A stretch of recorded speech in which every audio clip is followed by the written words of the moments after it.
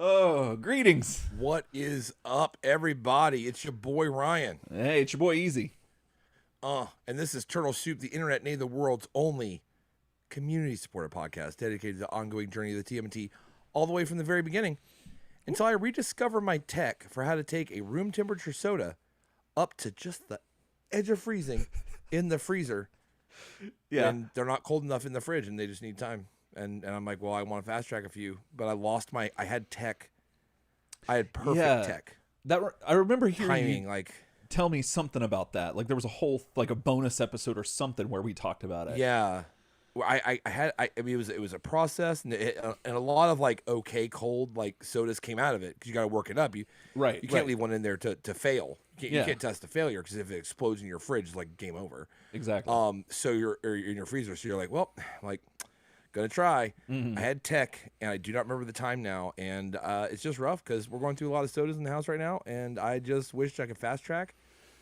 And my son will not accept anything less than a fully, like, I'm talking, it's got to be 24 hours in the fridge before he drinks Really? it. Okay. Yeah, okay. like, he has to have it cold. Like, it's got to be, like, perfect temperature. And so I'm like, well, I have this tech. You know what I'm saying? Yeah. But it's forgotten lore. You know what I mean? And Right, I need to bring right. it back. But it's going to require some investigation and timing and some kind of okay cold sodas. Like, that's the only way you can do it, really. Have you told him that I drink them room temperature to see how he reacts to that? Because that's a thing. He might not want to talk to me ever again. I drank room temperature Coke for a long time. Did you really? Yeah. I never realized that. I can drink not any soda. Mm-hmm. Like room temperature Mountain Dew is awful. Room temperature, like Dr. Pepper doesn't really get it, but Coke, like, I like it at all temperatures, frankly. Interesting. So that's kind of where I'm at. But another place we're at is live on YouTube. You know what I'm saying? That's true. So if you want to subscribe, hit the bell icon. You know, let's share the stream. Let people know that we're live. It helps us out a ton. We're always here with new videos for every Thursday, obviously, and stuff like that. We have some awesome people to talk about today. And these are two patrons that we've selected from our host of patrons, Patron Ranger. Yep. Who we dedicate this episode to in the name of their awesomeness and as a monument to their support and their ongoing efforts to stop the Foot Clan from destroying the podcast. And that would be David Wagner and Robbie James. This one's for you, fellers. Yes. Thank y'all very much. You know, fellers rhymes with sellers. It's true.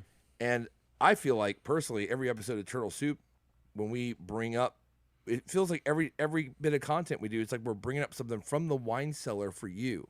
Like, sniff the cork. Right. You know what I'm saying? Like, what do you think? Yeah, something from the past. You want a glass? Hell, you want the bottle. Right. I know you're a high roller. What are we bringing up from the cellar tonight, Eric? From the cellar. Well, we're going all the way back to the 1997 shelf, Ryan, which I believe this will be our first dipping toe into 1997, a whole new year, and dipping toe. Would you totes dip a pinky toe? Into 1997?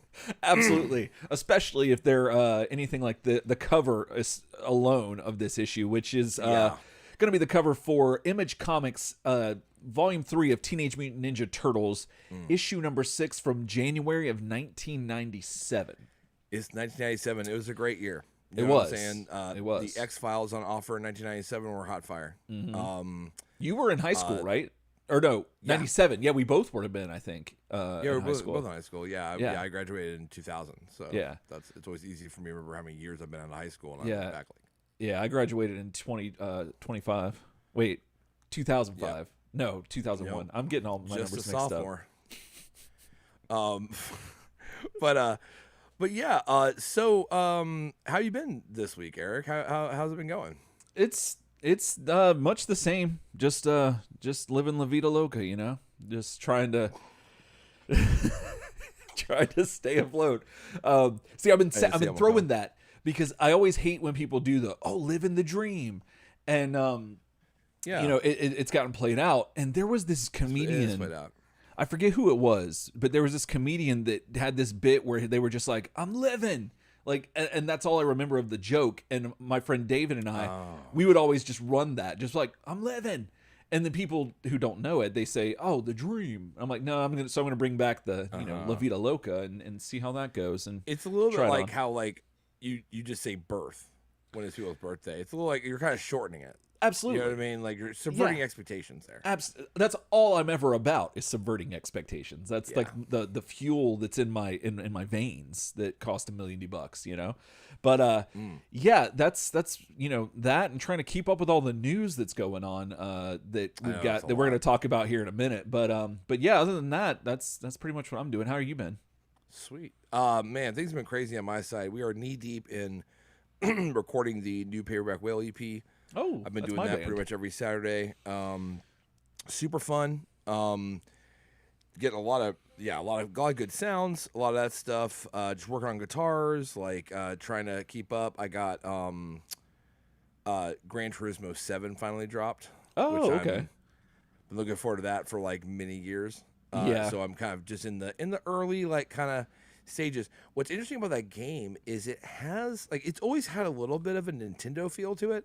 Oh, yeah. Not in like the game itself is like always like cutting edge like gameplay, but it has it started to adopt like it always had the music, like Gran Turismo is known for its like weird like coffee shop jazz sound. It's just like all the menu music is all like chill and stuff. It feels very like Wii style music a little bit. Yeah. But this time they almost went like real like Pokemon with it.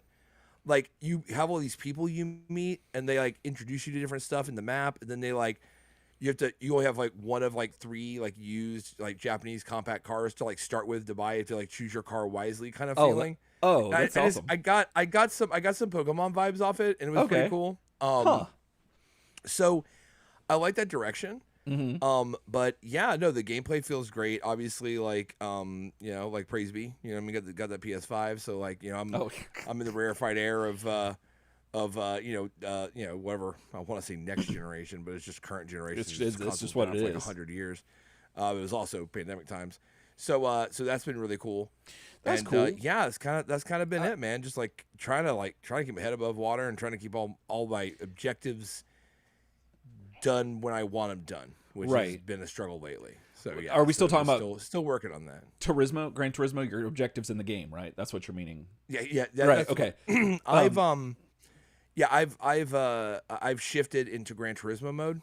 Ooh. You know what I'm saying? Like to paraphrase George Costanza, like don't talk to me. I'm shifting into suit mode. Right. I'm shifting into Gran Turismo. So all of my life goals and all of my current like goals and my projects have been all moved to Gran Turismo. Oh, okay. You know what I mean? So whenever I reference anything in my life now, it's through that lens. If you guys were curious. Now, Gran Turismo, real quick, and we'll move on. But that game, I remember liking it. I had one of them. It was I think it was on PS1 or 2, but it was in the cases that were like real thick because it was 2 discs, and I remember playing it. And the RPG element where you're upgrading and like you're having to choose things, the money management and stuff, all that stuff, I was geeked out.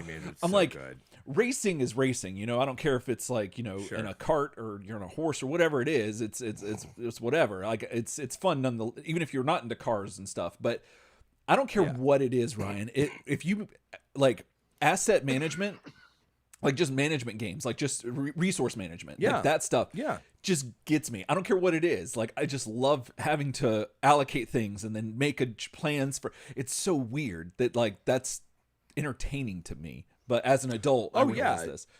Yeah. Oh no, I think there's a huge draw to that. And that game has that thing with your money and like you have to like get your. You have to pass those tests to get your like licenses, so you can like race in like certain races that like are more like upgraded, and you gotta learn to like race. Yeah, like I think that game is super sick because like it is all based off of like real like racing tech, like and the way that you drive a course, and you can't get your license really unless you know something about that, and there's a learning curve, so you feel like you earn it. You know? And like the wildest thing about that game. Is that when I don't think I was on 1. I think I started playing with 2, and I fell in love with it. And the wildest thing is like it teaches you to actually like race. Like so, years later, I'm playing whatever version 4 or whatever version it was. My buddy Casey had a Miata, and he used to actually go to like autocross meetups in Clearwater. Mm-hmm. And they had like a huge, like, I think it was a police car training area, like where they learn how to pit people and stuff like that. It was like a huge concrete thing. It was like on the like police grounds kind of thing. And they would set up like this autocross track on there. And it was wild because he ran some a little bit. And I was like, oh, like, it was pretty cash. It was like kind of like, oh, like, and he's like, oh, do you want to take a spin? I was like, dude, bro, in that Miata, bro, all of a sudden, all my GT came in. Oh, really? Like, out and out corners and stuff. And, dude, like, I got, like, a really good time. Oh, like, that's awesome. For not really ever having done autocross. Yeah. Like, I just watched him race the track a bunch, and I was like, okay, I feel like I've got the turns. And, like, I didn't go off course, and I got a pretty good time. And that was, like, my first try. And, like, it was all thanks to Gran Turismo. Because the whole time, I'm thinking about Gran Turismo, like braking before the turn, out and out, like all these rules they teach you. And that's like, wild. It's crazy. So that's what it teaches you how to do things. I'm afraid because I got into Gran Turismo a little bit, but I really got into Burnout. And Burnout teaches you how to just wreck your car and kill as many people as possible. And so I feel like there's gonna be a situation where I'm gonna have a bad day. I'm just gonna have one day, and I'm gonna see a ramp. And Ryan, I'm just going to turn the wheel and just hit it and then spin. You and I talked about how like hidden ramps. Like we talked about that. Oh yeah, like, the whole, like everyone describes the whole like GTA effect. Mm-hmm. Where you play enough GTA and then you like go into real life and you have like some disorientation of kind of like well, I could just go grab that car. Right. Like another car in traffic or like I can just go like, hit go triangle. Light. Like who cares? Mm-hmm. Yeah, just go. Let's do this. And I totally see that, but I remember that joke we made about like how there was all those hidden ramps in GTA, and we're like, bro, like, imagine if like you just started noticing like playing GTA, like there's that joke like, oh yeah, it makes you want a carjack. Oh, I want that sports car. But what if it also opened your eyes to like all the hidden ramps that are actually in the world? Right. I remember like you and I drilled deep on that. Like you imagine all this, and you're like, bro, it feels like GTA, LOL, and you turn around, and you're like, is that a hidden ramp? Mm-hmm. I never noticed that before. And everyone's like, what are you talking about? I'm like, no, that obvious, that ramp beside that building, like that's hidden behind that billboard, like that's a hidden ramp. And people are like, you're like, oh man, they're not initiated. Like, right. Like they don't see it. Like it's like they live, but different. See, like they can't like read the Matrix code, but I can. Yeah. And then like we talked about the idea of what if you took one of those hidden ramps and like all of a sudden your car like ignored physics. Yeah. We had this whole thing. Remember that? Like, we talked for like totally 2 hours about that. Oh yeah. Yeah. Those hidden ramps, bro. Like, oh man, I think that joke carried on like so long. Like I remember you driving us like out to eat and stuff, and you'd be like, "All right, here we go," and like you like take the wheel, like kind of turn, like, like we're gonna do the yeah, we're gonna do it. Oh, he didn't jump. Man, but no, it's been fun though. It has. Well, who knew that video games could teach us so much about life, and still to this day. It's a great segue. But what we want to talk about now is some news about video games that taught us so much about life, and we're going to do that right now. So, news. Good news.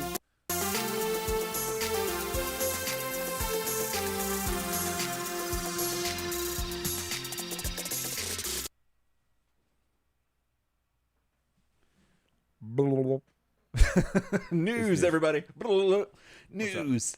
Oh man, Ryan, the hits keep coming, Ryan. They just keep coming. These news segments, bro. It's every week, dude. Every TMNT week stuff. Like it's a great time. It's honestly kind of wild, actually. Like this might wind up being like when the tale's told. When you really go back and look at it, this might all be is actually like the beginning of the fourth wave. That's what I'm thinking. The hype up for the Seth Rogen movie, and then like maybe like an announced like cartoon that we based off of that feeling. Mm-hmm. Like maybe this is the beginning of like a oh god, I can't say Viacom anymore because they're Paramount. Are they going under the Paramount name now or something? I don't know because I think on some of the images I have, I think Viacom is still on there, but I could be mistaken. Yeah, I'm just trying to get ahead of the curve. You know what I mean? That dude calling Paramount Viacom because I'm that guy. But we might look back and say that all this crazy wave of like the figures and what we're going to cover tonight and all this stuff was really the forebearing of this massive fourth wave of the franchise. But it feels like it, and it's weird because there's no running like show. There's like it's odd, but we got new games. We got this, which is like, grabbing those old games. We got like, it's a wild time. And every week on this show, we're talking about some extra new stuff that's coming out. Oh yeah. So like, it's a great time to be a TMNT fan. Oh, absolutely. It's getting offered up to you on a plate, man. Like it's the most activity. I'll be honest, if you don't count like TMNT pepperoni sticks, you know what I'm saying? Like from the 90s where it's like, yeah, TMNT vanilla pudding pies. Like if you don't count that kind of those releases, you know what I'm saying? Pre-order your case of pudding pies today. You know, if you don't count that, this might honestly even rival the first wave with how much stuff we're seeing. So it's insane. It's up there. It's definitely getting there. And speaking about being served up on a plate, our good friend Chris Garvey over on our Facebook group served this up to us and made us. I did not know about this until up from the cellar. Yeah, exactly. Yes. And I didn't know about it until I saw it on the group. And so we're going to talk about it. So this is the Cowabunga Collection, if you hadn't heard what we're talking about. Came out yesterday that Konami is putting out a collection of video games. I believe there are 13 games to be exact. And from the 8-bit, 16-bit arcade TMNT era from the 90s, essentially. And they let's see what else does it say? I'm reading off of the press release, essentially, is what I got. So, 13 games, and their Japanese versions will be coming to PS5, PS4, Xboxes, Nintendo Switch, what is that? Oh, Steam. It's going to be coming to Steam. And there's going to be physical and digital versions that will be available sometime in 2022. And it's going to be sometime this year. Okay. Yeah, sometime this year at around $40. So we're almost done with Q1, and they're just announcing this. Exactly. So this must be like way far down the pipe. As far as like ready to go. Right. So let's see if I can plug in the TV and the VCR over here. We can take a look at the actual trailer that they showed us, and they sent it to us here at the Turtle Soup News organization. We're the only people they sent it to.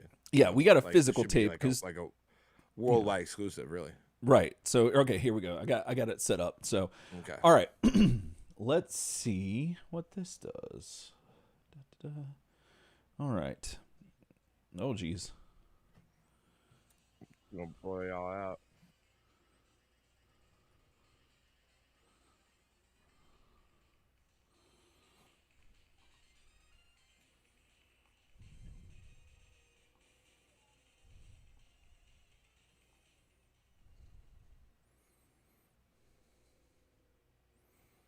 Well, that's better.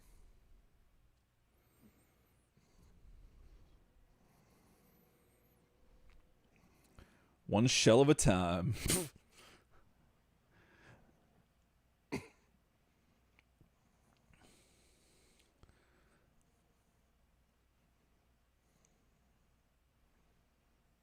Okay, so they got the save, rewind, and okay, that's legit. Yeah, we're gonna get to that in a second.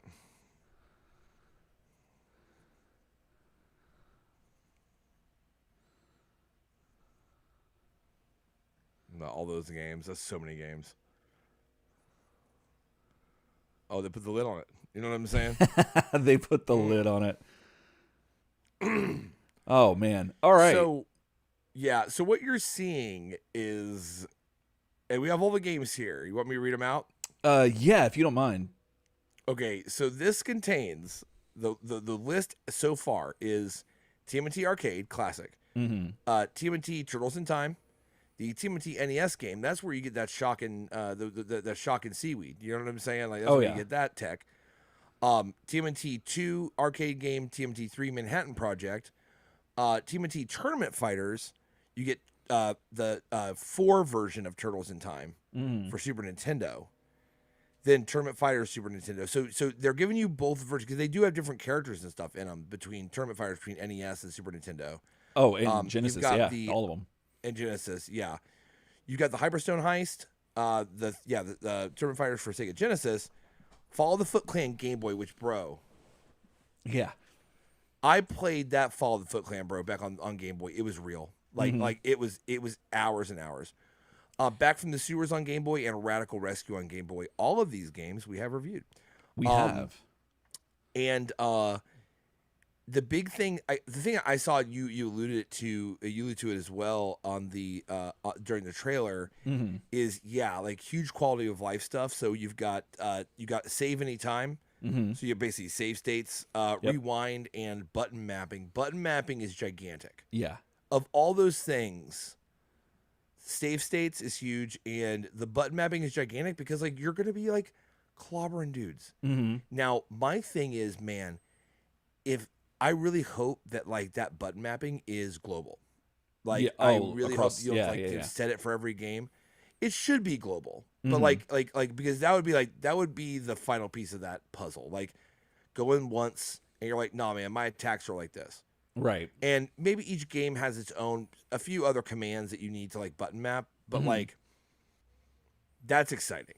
Like just being able to play all those games all in one place, brought up to the quality they deserve to be, and with save states there, so you're not like absolutely having to play that old game. You know absolutely. Like, and if you've never played now. If you've never played it's emulated versions of these games, because back in the early 2000s, like when everyone started getting their own computers like in their rooms or whatever, kids were like finding out about emulators, and it became more widespread. That was one of the best things was save states. Like because playing these Nintendo games, for a lot of us that grew up with it, either you saw it at a friend's house and you couldn't finish playing the game because you had to, you're only there to hang out with while your parents were there or whatever the case was. And so you never got to see the end or certain stages. And other times you'd have a game and it would be so hard, like Nintendo hard, known notoriously as a thing, that you would never be able to finish some of those games. So to be able to even just, some people might say it's cheating, but like, if you just want to see the art that's there and the experience of it, it did wonders for me. Like I loved that. Like I have so many great memories of playing like emulated games that I never got to play, and I could get to proceed to the next level through save states. And that was awesome. And I think I've got I've got the Mega Man game for the Mega Man collection on Switch, and it has a rewind function, and I abuse the hell out of that because those awesome. NES Mega Man games are very difficult. So that was legit. And now I think so it says that there's going to be online play, Ryan. And that's really clutch, and that seems like a no-brainer these days. But apparently, it's a thing sometimes that they don't do it. So it's really good that they're doing it with this, because now, these were the games that we played as kids, like on the couch. Like you'd have people come over, and that was it was that whatever couch co-op kind of like beginning of that. Absolutely, totally. And so that's. So there's that. And then the thing that I'm really excited about, and I hope that the physical version actually comes with a physical actual booklet like it says it will. Oh, please. For a digital booklet, or digital game guide as they call it, that's going to help for each title. They're going to have it for all kinds of information, which is legit, because if you haven't seen or heard our previous episodes where we've reviewed these games, there's gold in those manuals, and hopefully they could reprint those. I hope they're not rewritten. I hope that they just reprint like the original game manuals, because you gotta see like New York's Premier Kickman. I mean, like this is so all good. Stuff that like you need to have like intact. Oh yeah, to make absolutely. it all work out. Oh yeah, and and then the other content that it comes with is never before seen development art, sketches, game design material, and loads of imagery from across TMNT history, and it's going to be all curated in like a museum-esque style special gallery kind of thing. And a lot of these collections, like Capcom's done it for Mega Man and Street Fighter and stuff like that, and it's really neat, especially to preserve the history of these games that hold such a special place in a lot of our hearts. And like having seen this trailer and all the talk about this game, I just was like reminded of like seeing the artwork, the cover for Turtles 2, the arcade game with the skateboards and then busting out the brick wall. That triggers so many good feelings for me, because something about that, just I see that and I know I'm going to have a good time. Like I know that I'm going to enjoy the hell out of this. Whoever I'm with, this is going to be fun. Yeah. And it was like the epitome of good times, if I can, coin that together with that. But Yeah, I'm really excited about it. And the other thing that they make note to mention is that it gets a little confusing, and so I hope I don't mess this up, because I was trying to do some digging and find out like the different regional variants that were were in each game, and all I could really find was a couple things. We'll get into it, but they say that there's 11 Japanese regional versions in total. The actual text that they sent out, the press release, that's the word I was looking for, says no Japanese versions for TMNT Arcade, which is Turtles 2 the arcade, and TMNT Tournament Fighters NES, because I don't believe those two games, if I'm not mistaken, they were not over in Japan, or they didn't, something like that. They didn't exist over there, or if they did, it was like very limited on one of those. On that family computer. You know what I'm saying? Oh yeah, the Famicom. Oh yeah. Now the differences, the notable ones that I could find without doing too much research, was that the NES game, the first Turtles, the first NES game here in America, April is considered Splinter's daughter in the translation in the Japanese version, and that's amazing. It's also not far off. I know, right? It's not It's not even actually titled Ninja Turtles, like branded at all, because at that point they didn't have the cartoon or any other video games. This was their first like interaction with the Turtles. And it's called like the Legend of the Turtle Ninja or something like that. And so that's pretty neat. Then TMNT Arcade, all the Pizza Hut references are removed, and there's glitched sprites and different things were cleaned up. But the other thing and this has been a thing that I remember telling our friend Father Preston about this, and the way that American games deal with like just the different ethos between like manufacturers and arcade machines. Whereas, but I think this was in reference to like the X-Men game, the Pride of the X-Men game, where if you did your mutant ability, you lost life too. Like you had the ability to do it, but if you did any special move, and the same thing with these Turtles games, you would lose some of your health. Only in America, I always heard that in Japan, like, no, that wasn't a thing. You didn't you weren't punished for using this thing that was really cool. And so I believe that that's going to be in the Japanese versions of these games as well. And so there's that.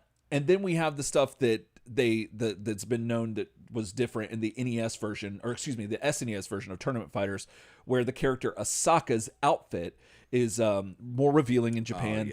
Her animation, her win animation is different, and apparently, I guess I didn't really remember this, but the turtles sound more like teenagers in this game, and they have different character icons. So those were like the big notable things that I could find. But it's neat that they exist and that we're gonna get them. And hopefully, if there's more, let us know. Email us turtlesoupshow@gmail.com or put it in the comments. But then the only other thing that like I really was interested in, which I hope that they're keeping a little bit like. I don't think. Well, now that I've done some research, I know that they won't do it because it's too different. That's the thing I hate about things you love from the past, is that licensing ruins everything, because you can't have things like we don't have a legit Muppet Babies DVD set because of stupid licensing deals. So they're one of the best like kid/adolescent shows ever made. Pete and Pete is not currently produced or licensed to be made. Because of probably music licensing. Has got the show screwed up. So I can't show that to my kids. And it's like awful. It's like stupid. Well, like thankfully my wife was able to pick up the first two DVD sets when they were able to eke it out like real quick, because I don't think they made the third one. And because of what you're talking about, I'm pretty sure that's why. So thankfully we got it, because if you haven't seen Pete and Pete, what's wrong with you? You got to go see Pete and Pete. It's fantastic. I might have to do a big borrow steal. Right.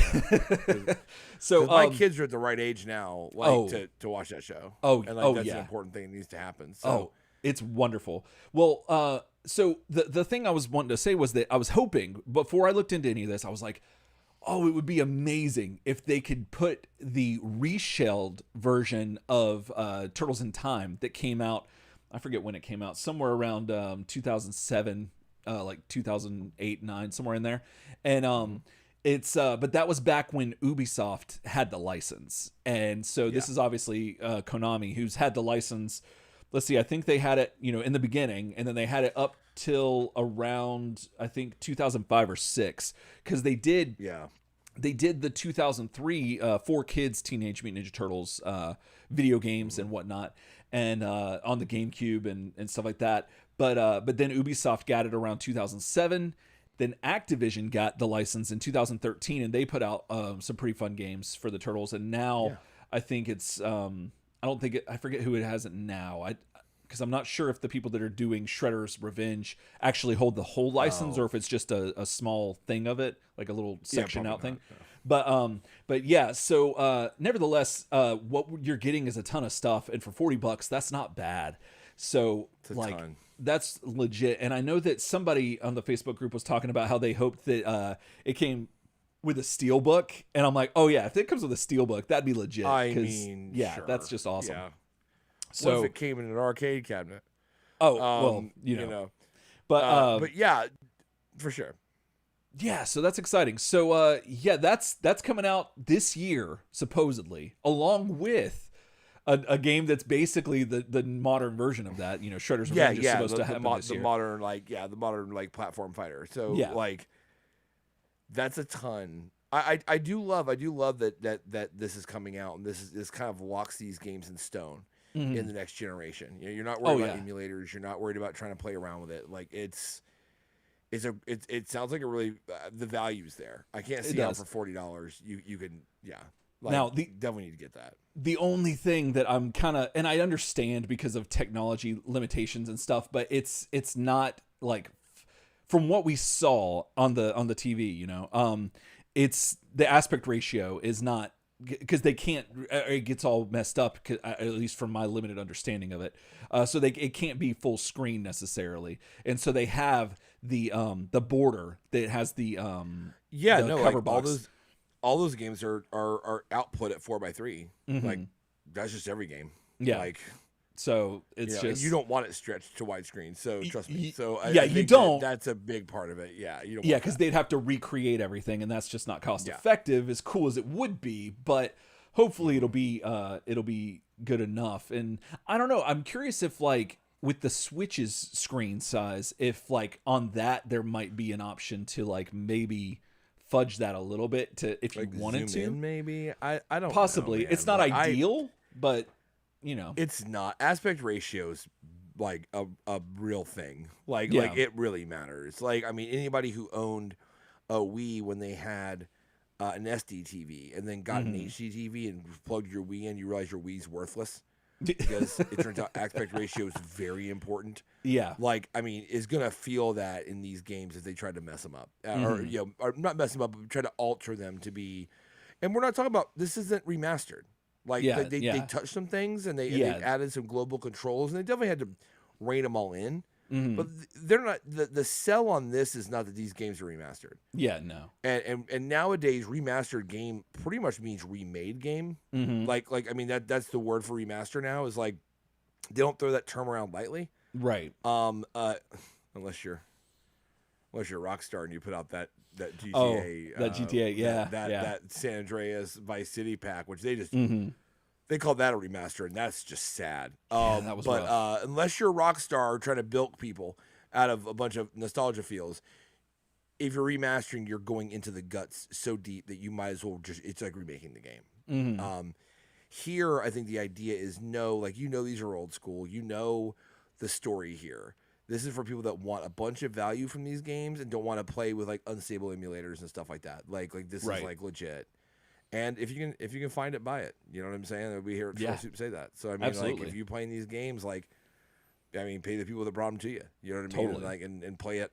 I'm really excited. I think the thing I'm most excited about too is global stuff. Just global save states, rewind on all the games. That's sick. Because you're right. Some of these games can get Nintendo hard. Oh yeah. The NES TMNT game is infamous. Even after you get past the seaweed part. Once you get past the seaweed to be 100, it just gets way more crazy and confusing. Yeah. You're fighting 800. You're fighting 800 Rat Kings. You know what I mean? Who knows who Rat King is? Exactly. You know what I mean? It's wild. All of a sudden, it was Kevin Spacey the whole time. You know what I mean? So you have no idea what's going on in that game. So rewinds are gigantic, and global rewind and global, hopefully global control mapping is a big thing. So Absolutely. I'm excited. I mean, if for $40, I'll be day and date on that. You know what I mean? Totally. This year, like I said, they must have really pulled some stuff together because that was kind of big kept secret. Yeah, I didn't think anyone. We're almost through Q1, and they're acting like 2022 is a real thing. So we'll see. I'm excited. Yeah, I am too. And so, are you excited about these? Like, which game are you the most excited about? And I want to know if, like, again, if there's any other differences that you can tell us about. Like, I want to know about all those so that I can look forward to them in the Japanese versions. And let us know. Email us turtlesoupshow@gmail.com. Leave a comment below. And let us know how you're feeling about this and where you're at. And if hopefully enough of us buy this, Konami will then also put out the 4Kids 2003 era Turtles games too, because I have a faint memory of enjoying them, but like I could be wrong, and that could just be nostalgia speaking. But those were fun if I recall correctly. So yeah, hopefully that'll lead to more releases like this. And if we get enough, maybe we can somehow convince Ubisoft to like let the just be like, oops, here's a download for Reshelled. Who knows? But anyway, again, let us know. turtlesoupshow@gmail.com. And we'll be back with more news as it comes in. So catch you on the Prime side. Absolutely. Elsetime. Peace. Woo! Goodness. Ooh, baby. Woo! News. That was what chat popping off. Kind of all over the place, but everything's real valid. You got Mitch Fletcher in chat saying he prefers Casey's original hockey mask. The Stars and Stripes just too much. So he's getting prepped for that review. You know what I mean? That's about to come up. Mitch is already like, let me get my comment in early about this Stars and Stripes mask that I'm not feeling. And thank you for responding to the questions at the scroll at the bottom, Mitch. Thank you for that. Because I actually cut out each one of those words. He has to. They're made from magazines. He has to find magazines where like all the text is exactly the same. It takes him. He slaves over a hot computer for a long time to make that happen. If you look in the bottom corner, occasionally you'll see my fingers like where I'm moving the slides. Oh, yeah. So like there's like the classic cigarette burns in the corner. You got to change reels. And you're doing that in the background. Like that's why you're always so stressed. Oh, absolutely. That's why you're always like, oh, I don't know. Let me go try to plug the TV in. Oh, I don't know what's going to happen. Because you're under the table, like changing out film reels. It's a whole thing. Yeah. It's a whole thing. John Klein says class of 2000 represent. You know what I mean? Which is word up. That's pregame. You know what I'm saying? If you're listening to audio right now, or you're listening later on YouTube, and what class of 2000? You gotta get here a little early, man. You gotta hear at 8:00. You know what I'm saying? Get in that pregame chat. It's the best way to connect with not only your other Turtletarians who are in there, which is great, but also your boy Eric and Ryan. You know what I'm saying? True. Like that's how that works. Chat. M's talking about a chat fiasco being subversion. I don't know what that means, but he does say the Eric Crosby chat fiasco is my new post-punk prog bluegrass project. Oh, I think he's talking about the problem I was having getting the chat screen up. Yeah, but it's weird seeing that was subversion. I don't know. Oh no, because you said you're always trying to subvert expectations. Right. I think that's where he was. He's like, oh no, okay, I get it. I get jokes. One thing Brad's been saying a lot lately is like that quote of like, oh, I love inside jokes. I would be part of one day. Yeah. That's cracking me up. It's a lot of video games. You know, John Klein can only get into Mario Kart. He was really into Fallout Shelter, asset management of the game, and it's free, which is super sweet. Mm-hmm. Let's see here. And then Paul Calcote in the chat. Super NES is what I lived on back in the day. When Xbox did Reshelled, it was good, but it was the arcade version of the TMNT Turtles in Time that he was into. Yeah, not my scale. And then like it's a big thing. I think there's a lot of interest in that game. I mean, for $40, it's like, why not? You know what I'm saying? Yeah. Like, why not grab it? It's exciting. Like, dude, it's palpable the amount of like joy that I feel. Like it's in the back of my mouth, dude. Wow. Every time I see in the back of your mouth, and like right back here, like back there with Mr. Ed. Yep. Right.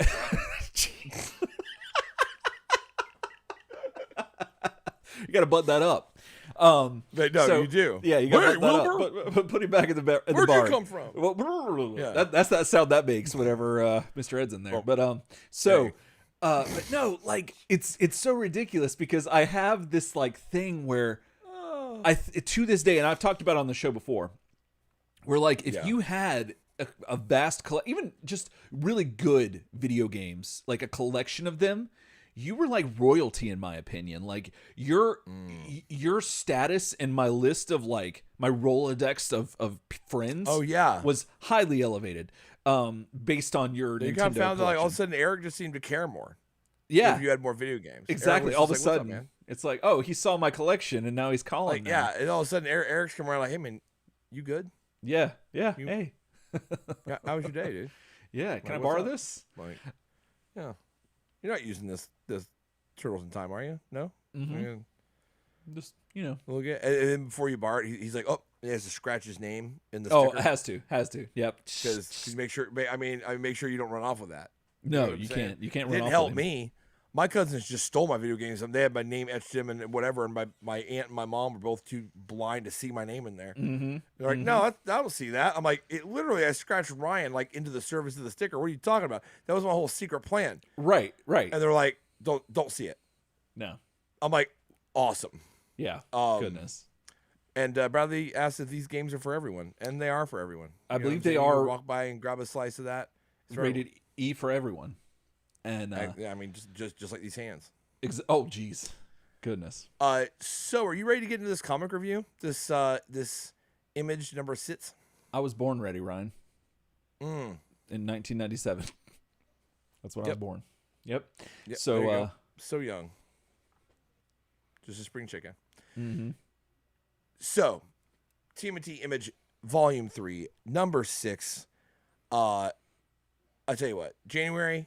It is a new year, 1997. It's our first time that we have totes dipped a pinky or two into 1997, and it is great. You want to fire it up? We can talk about this cover a little bit. Yeah, let me see what the story is. Let me get it. It's buffering. Hold on one second. Oh, there we go. It's buffering. Oh, it's like you're drinking LaCroix. It's like your drink's still buffering. I love those jokes. They're pretty great. Yeah. So this cover is also great. Like this is evocative of so many things because you see this on the shelf on the stand and you're hoping your mom's not with you or your dad's not with you and whoever's buying this stuff for you, because you're going to be like, oh, if I could find another comic, I could put this in front of it. So it'd be like, yo, let me thank you. That's a slide behind. When you're a kid, that's a slide behind. Because the name Turtles. Like, oh, look, Superman, and then behind that's the Image team. Right, exactly. But you could slide it up to be like, look, and I got some turtles. I got, and they're like, oh, that's cool. Yeah, Teenage Mutant Ninja. You see that? Yeah, they're on the TV. They're fine. They're eating pizza. You see that cartoon? It's squeaky clean. Yeah, exactly. We got this. But unless your mom was really hardcore against nunchucks, and then you were in trouble. But if your mom loved chainsaws, then she would have loved this cover, because this cover has our boy Casey Jones finally making his appearance officially in the proper, I guess you could say, line of Images run, whereas previously we'd only seen him in the aforementioned, or the precursor to this, Body Count, the miniseries, where he first dons this fabled American mask that he's got, and we're seeing him here in a tank top and some ripped up jeans, wearing the Old Glory mask, and he's holding a chainsaw. He's on top of Donatello, got that shell, like he's gripped onto that robotic shell, and just about to lay into him with this chainsaw. And you got the other boys behind him coming in, and you got Raphael with the old school classic Casey Jones mask, which still, like, Raphael, like in any costume, like Raphael looks badass in every costume he wears, I feel like. Yeah. The black costume, he doesn't. It's so funny because like he is like typified as the coolest, whatever turtle, yet he looks just like the others, but yet people gravitate a lot more towards him sometimes. And yet you just put a mask over him, he gets even cooler. Yet you put him all in black, even cooler somehow. Doesn't make any sense. And I love that about it. And that's how it is here too. And this cover is just so well done. The colors are popping. the masthead, everything is just really good. And it looks like they're in an alley, which is interesting because I don't think they fight in an alley. But No. but you know, for the cover, it's legit. And Casey with the chainsaw, man, like that's. You ever fought anybody with a chainsaw before? Like, has that been something that you've done? because I had it on good advice that like they'll skin your ass raw. Oh, so okay. I never like I stopped right there. Right, you know what I mean? Like I stopped at chainsaw. Oh, exactly. A little inside joke for those listening and Brad in the room. So we have a road here in Plant City where I live, where Ryan used to come to do the show before the COVID times. And one time he I forget how it happened, but somehow or another we got crossed up, and I think it might have been in a text. And either he or I said, instead of this one road, what it was actually called, we called it Chainsaw Rippin' Highway. And that was the funniest thing. And I still refer to it to that as this day. And one day I'm going to because it's called James Redman. Yeah. The road's called James Redman. And it autocorrected to Chainsaw Rippin' Highway. Yeah, and I was like, that's like, the best. We when I got to your house, we just died. Yeah, like Chainsaw Rippin' Highway. Man, like, Chainsaw, and we still call it that. Yeah, to this day. Chainsaw Rippin' Highway. So, and, I mean, that's your own like nostalgia trip with absolutely, guys there. Oh yeah. But yeah, like, I mean, dude, once again, Image been killing with these like jump off the newsstand covers, like another one. You know what I mean? And like we talked about before, like the idea it's like, is it like, do I think this is the best cover ever made? No. Like, but there's a different rating scale for like, but like this next to like a lot of other comics, this jumps out. And like that it does the assignment, right? Oh, absolutely. So let's see. So we'll get into our credits first and we'll do our little basically. So you have story by Gary Carlson, art is Frank Fosco, inks Andrew Papoy. We've got letters, Chris Eliopoulos, and Eric Larson is your main man. Of course, Josh Eichhorn is basically assistant editor, but they give him all manner of weird names. So the story so far, and once again, you got to go back to these episodes if you're not caught up. Like, just go back because we go into this in detail. I'm not going to run the whole basically because I mean I got to be honest, it's kind of a nice problem to have. But, like, a lot of water's gone under the bridge on this comic already, bro. Those first 5 issues, there's a lot that happened. Like, oh, yeah. But the state we last left things in is Dragon Lord Komodo basically goes to inject Splinter with some old dirty insulin. That is a mutagen that he has concocted that should stabilize his mutation, which is, he turns into, like basically a gigantic dumb Komodo dragon that is dumb. And he's supposed to turn into an anthropomorphic Komodo dragon. Kind of like Chushi, the warrior dragon from Archie. Right. I imagine that's the shape he take. Definitely bigger and badder, but like anthropomorphic and can like actually walk around with like that, like in a bipedal fashion. Well, things get kind of crazy because right before he's about to do it, Pimiko, who is the leader of kind of like Warlord, the Warlord's like lady guard, like I can't fully remember their name. We call them Tin-Hole Gals. You know what I'm saying? Kunichi. Yeah, that's right. Yes. So all playing the back 10 over there, doing that, and that's kind of like that. So that's her gang. Well, because Warlord Komodo is pretty clear about like when I inject you with the old dirty insulin, like you're done. Like I mean that's it. Like you'll mutate a bunch and I'll learn a ton. Right. But you're gonna die from this process. Right. So sayonara. Well, right before it can happen, Pimiko's like, excuse me, just a second. So like, are you the Hamada Yoshi that's responsible for the death of Oroku Saki? And he's like, yeah, me and my kids killed that guy. Yeah, he was evil. We gave him that thin red line. You know what I'm saying? Or the thin red line, but that thin line, that thin white line. We gave him that. We cut his head off, basically. I mean, if you didn't understand, we cut his head off, actually. Leo did it, actually. It was awesome. Yeah. Like, one of the best comic panels we've ever done. Absolutely. That's when she chooses to reveal, well, that's a real crying shame because that was my dad. Everyone's like, snap. What? Like, oh my God. She is the daughter of Orokusaki. She is left when when she was a child, so wasn't necessarily raised by him, but definitely feels that honor thing. Well, she wants to like honor duel Splinter real fast. Yeah, and real quick. Well, Komodo's like, that's not part of the plan. You gotta get the old dirty insulin. So basically, a fight breaks out. She turns on Warlord Komodo. Warlord Komodo escapes, winds up blowing the building up.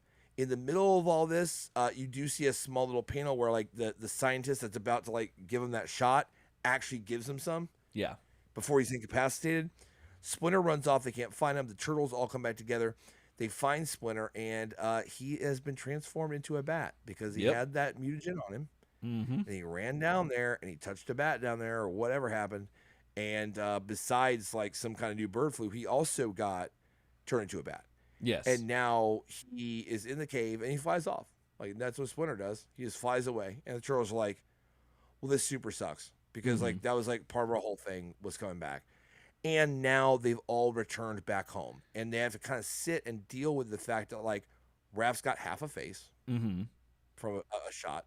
Yep. And Donnie has this, like, android body that he picked up last issue that he is kind of in control of. He pulled the old Donnie.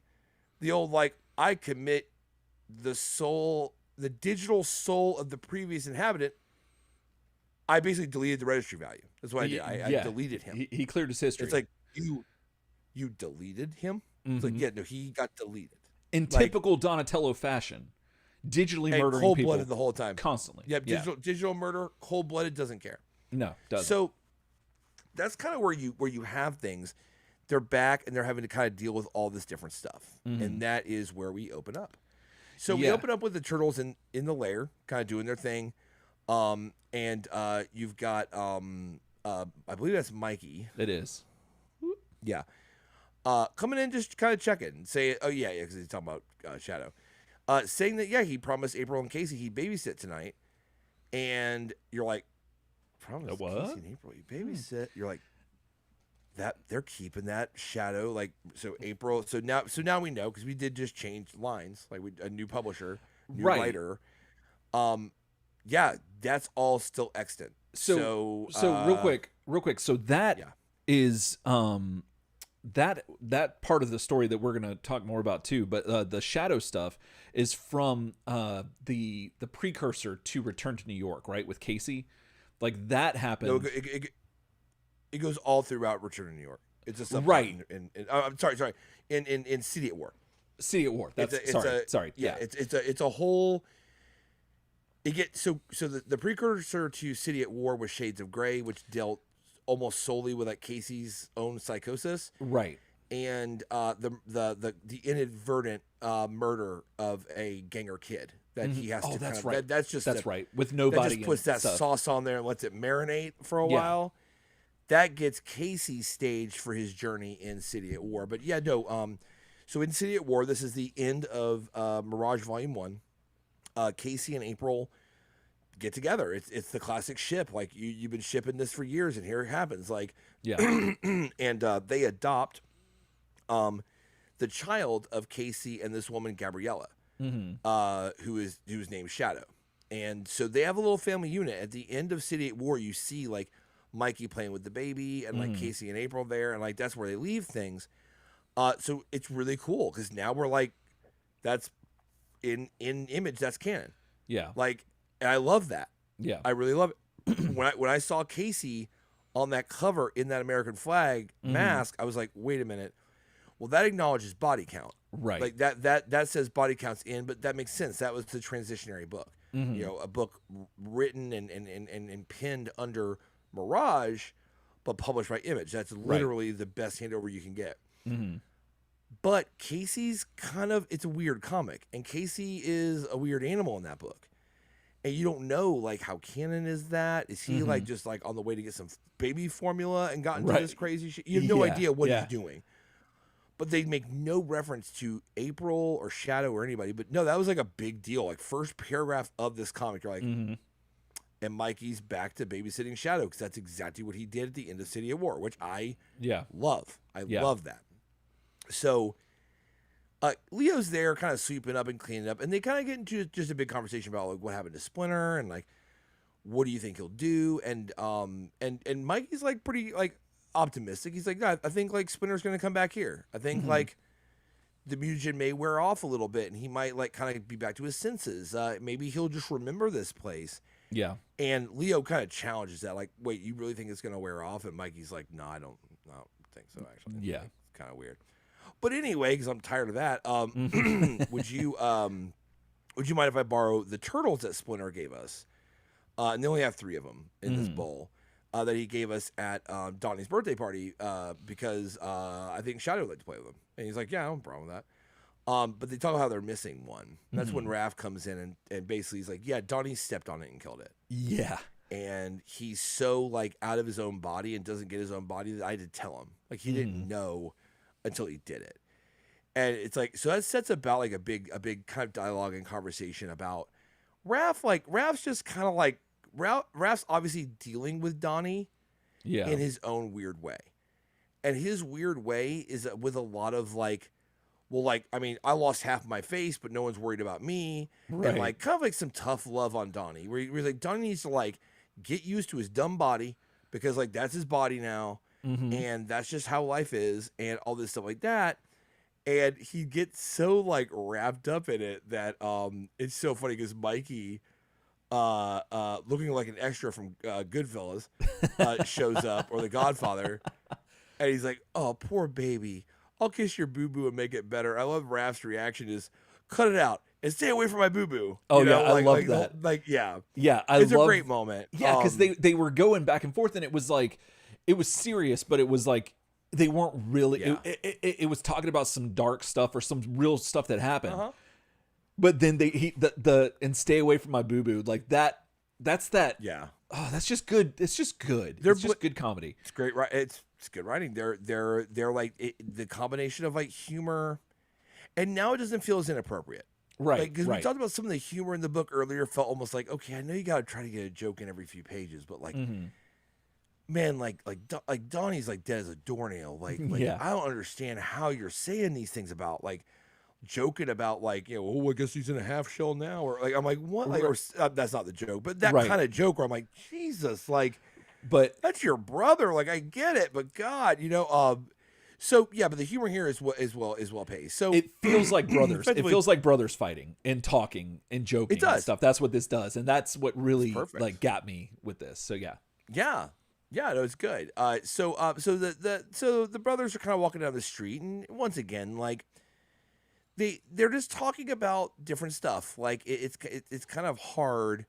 They're talking about Casey. Or Casey's supposed to come by.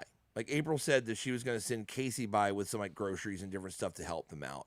And this little thing happens where they're definitely playing Raph up for like he's your friend who says everybody that is happy with their girlfriend is whipped now. Oh, like, yeah, he's that guy. They're playing him for that. He's the same dude that, like, the whole time he's fighting Pamiko, he's like, oh, like, she's probably butt ugly under that mask because who hides a face? Probably a dog, woof, woof. And, like, they're playing him up for that guy. And here he is with that classic, oh, he's just whipped. Like, because Leo and Mikey, you're like, well, it's kind of crazy, actually, that, because, and Raph just wants him to be, like, wrong. Because Raph's like, well, yeah, it was April. April did it. And they're like, no, like, it's actually, like, the baby, like he had that baby. Like, remember that time? Remember the baby times where his actual like love of his life just died, though. Yeah, like remember when that happened? Something about having to care for a baby and then kind of like getting your final ship on something you've been running since, and this isn't the same canon, but since you were given that neck massage. You know what I'm saying? It turned into a chest massage in that movie 1. Like, you've been, like, just kind of all over the canons, kind of hoping for that. Yeah. Like, that will, like, reset a man's priorities. And here's your boy, Raph. Oh, he's just whipped. But, yeah, someone's just about to get whipped in a minute. Exactly.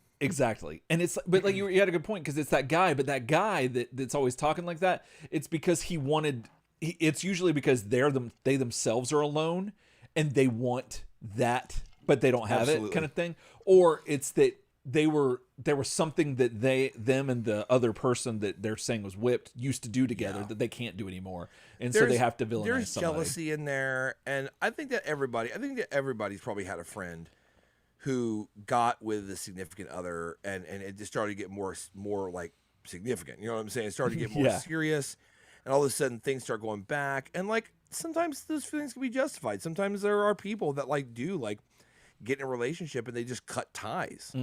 Like, I mean, that happens, and it feels bad. Like when you're the friend on that side. Like I've had friends that all of a sudden like they proposed, and then like that's the last thing I ever heard. Yeah, I'm like, wow, like that's quick. Like, geez, like that. I guess you are setting down your toys, huh? Like, becoming a man here. Jesus, like, dude, like, why don't you spend the night at my house anymore? Why don't we eat breakfast? You know, that's a joke.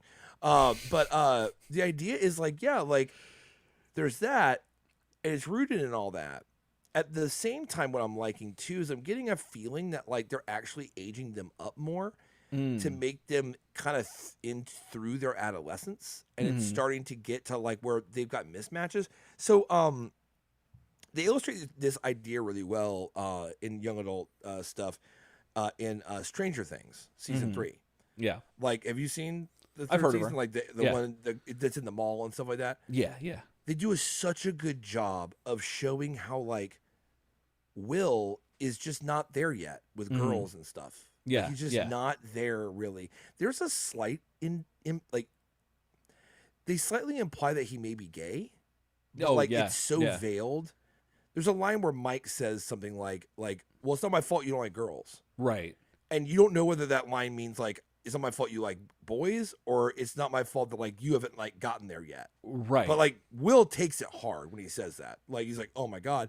Oh yeah. But I think they do such a good job of weaving that thing in where like, yeah, for whatever reason, like, you know, I think we all had this happen in adolescence where growing up, like we had certain friends who were just like horn dogs. And we're like, what are you doing? And then all of a sudden, like we get into it and we look back maybe at somebody who's still not there. That's all mixed in here, which I really like. I like the change of perspectives, and it does feel like adolescence, like of all different perspectives and maturities and stuff, all going through different phases of stuff, which feels really genuine. It does. And speaking of that season of Stranger Things, the beauty about that is that you realize in that moment that those characters that are now together and that were the catalyst for the whole series have had different journeys. Even though we've shared the same experience, they've had different experiences, and that's what we're seeing here too. Because not only are we seeing this with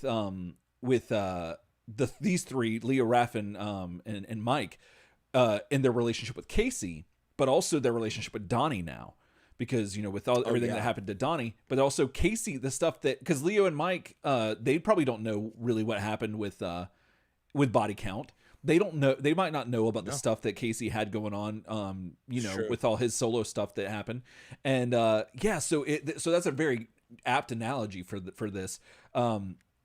Because that's the beautiful thing, because we as the reader, it's all one thing, but them inside of it, it's separate, and that's it's just good writing. So oh yeah, totally. So they kind of like are just walking through the sewer, just arguing about Casey's situation, when they just stumble on Donnie, just like sitting on a stool, like it's like it's about to be like an episode of The Moth or something. And he's just sitting there about to tell you a crazy story you've ever heard, right? And he's basically like, oh my God, why you guys gotta come back now? Like Jesus, and they're like, look, man, like Donnie, we gotta talk actually, because like we were talking about you, dude, and like I'm sorry, but it's about time. And Donnie's like, whatever. And then Donnie takes the plasma gun he has, like just his arm is just a gun, by the way now. Puts it up to his head and pulls the trigger, and he goes like, whew. Then he pulls it again and he starts laughing. And like Leo gets like super upset. Oh yeah. Like he's just he's like basically he's like, okay, so like he thinks first thinks he's trying to commit suicide. Then he's thinking he's trying to maybe like play Russian roulette or something. Right. And Donnie illustrates that no, it's loaded, and he pulls the trigger, and really great panel of bunch of like negative space. Yeah. Of that gun going off, which is super sweet. And that's when like kind of Donnie lets him in. I'm like, no, dude, I wasn't trying to shoot myself. The whole thing is like I was testing and making sure that these weapons can't be used against me. And yeah, it turns out that like when the weapon points at him, like it won't fire. So there is no chance of like blowing your own head off. But you would have thought. But see, which makes sense because that's what Donnie did before. But the arm was still connected to him, and that's the same body. Yeah, that he did that with. Like it's the same gun that he blew that guy's head off with his own gun. Right. But like, anyway, is there a trigger on this arm that if like somebody else wants to use it, that they can pull the trigger, and that's how Donnie was able to shoot the guy when they were falling? I don't know either. But don't you think that it's weird? Don't you think he could have shot himself in the foot to test this out instead of pointing it at his head? Like that just seems a little extreme. I mean, he may have also been testing another maybe theory he has or hypothesis of like, even if I shoot myself in the head, the body will like rebuild build that. That's true. Idea. But you're right. Probably best try that on the foot even then. You know what I'm saying? Mm-hmm. So he's explaining this, and he's really talking about how he lost his stuff with it. Like he wasn't in control of the suit. Last issue, he blasted away at those Anuchi situations, and all those women, and like killed a ton of them. Mm-hmm. Like. So he's saying, like, look, it's not always in my control. And, like, this is what I'm trying to discover on my own, but I'm really worried about hurting you guys. I'm worried about, like, all of a sudden it'll just pick you as a target and fire at you, and I don't want that to happen. And he starts kind of bragging, too, about, like, how the arm can change. So he changes it into, like, kind of like a he calls it, like, a toolbox, which is, he turns it looks like a drill. And then he's like, and then when work is done and it's Miller time, I slip into something a little less functional and a lot more comfortable, and it turns back to like almost like a Colossus arm. Mm-hmm. Like it has like the 3 fingers and stuff like 2 fingers and a thumb like turtles normally have. Right, and that's all set up. It's Miller time. So the next part is a long thing where like Mikey asks like, does it come off? Like, can you take it off? And Donnie just confirms like, no. Like I'd have been dead. So when it took me over and basically saved my life, it also weaved its way into my every like being. Right. Like it's all in me. Like, and there's no doing it back. And Raph now challenges Donnie to a fight. And the next, like, I swear to God, like maybe 2 pages are just dedicated to a huge back and forth with like Donnie saying like, I don't want to do it because I'm worried that I'll kill you, and Raph saying like, I say you're a chicken. And it just goes back and forth, and then Raph's like, yeah, just no guns. And he's like, I can't like, say there's no guns. Like that's what I'm trying to tell you. Like it's not like a thing I can control. And effectively, like they all like Leo tries to step in with like, well, you better learn sometime because like you got to be effective, and you're worthless to us if you're not blah, blah, blah. And he's like, all right, cool. You know what? Let's fight.